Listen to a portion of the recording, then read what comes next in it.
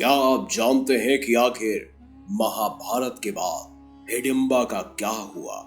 आखिर वो कहां गई? आप देख रहे हैं मिस्टीरियस हिंदू। तो चलिए अब करते हैं ज्ञान की बात। वीडियो में आगे बढ़ने से पहले चैनल को सब्सक्राइब अवश्य करें और बेल आइकन जरूर दबाएं। महाभारत की एक ऐसी स्त्री जिसका त्याग महाभारत की दूसरी स्त्रियों की तुलना में कहीं अधिक ज्यादा था। प्यार के लिए अपने भाई की मृत्यु को सहना, विवाह के बाद अपने पति से अलग हो जाना और उसके बाद महाभारत के भयंकर युद्ध में अपने पुत्र की मृत्यु का समाचार सुनना और फिर अपने पोते को भी महाभारत के युद्ध से पहले ही खो देना। इतना त्याग आखिर कोई स्त्री कैसे झेल सकती है? हम बात कर रहे हैं राक्षस राज हिडिंब की बहन, भीम की पत्नी, घटोत्कच की माता और वीर बर्बरिक की दादी हिडिंबा की, जिसका त्याग महाभारत की हर स्त्री से कहीं अधिक ज्यादा था। लाक्षागृह से बचकर निकलने के बाद पांडव भागकर एक दूसरे वन में गए, जहां पीली आंखों वाला हिडिंबासुर दानव राजा, जो कि महादैत्य वन नामक वन में दानवों का राजा था, अपनी बहन हिडिंबा के साथ रहता था। एक दिन हिडिंब ने अपनी बहन हिडिंबा को वन में भोजन की तलाश करने के लिए भेजा, परंतु वहां हिडिंबा ने पांचों पांडवों सहित उनकी माता कुंती को देखा। भीम को देखते ही हिडिंबा उस पर मोहित हो गई। उस कारण उसने उन सबको नहीं मारा। ये बात हिडिंब को बहुत बुरी लगी। तब क्रोधित होकर हिडिंब ने पांडवों पर हमला कर दिया।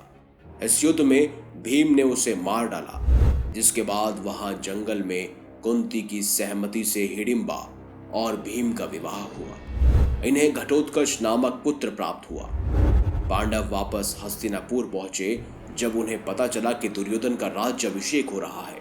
हस्तिनापुर के सभी लोगों ने हिडिंबा को कभी अपने कुल की वधू के रूप में स्वीकार नहीं किया, क्योंकि वो एक राक्षस कुल की थी। एक तरफ पांडव संघर्ष षड्यंत्र से जूझ रहे थे, वहीं हिडिंबा भीम की यादों के सहारे घटोत्कच का पालन पोषण कर रही थी, उसे एक बलवान योद्धा बना रही थी। समय बीता, द्रौपदी वस्त्र हरण हुआ और उसी से आगाज हुआ महाभारत युद्ध का, जहां पिता भीम और पांडवों के बुलाने पर वीर घटोत्कच आया और कर्ण द्वारा अपने कवच कुंडल इंद्रदेव को दान में देने के पश्चात मिला अघोम अस्त्र, जो उसने अर्जुन के लिए बचाया था, लेकिन घटोत्कच की शक्ति देखकर उस पर उसे इस्तेमाल करना पड़ा। इस तरह हिडिंबा ने अपना पुत्र खोया और फिर अपने पोते बर्बरिक को भी। लेकिन अब जानते हैं कि हिडिंबा आखिर महाभारत युद्ध के बाद कहां चली गई थी।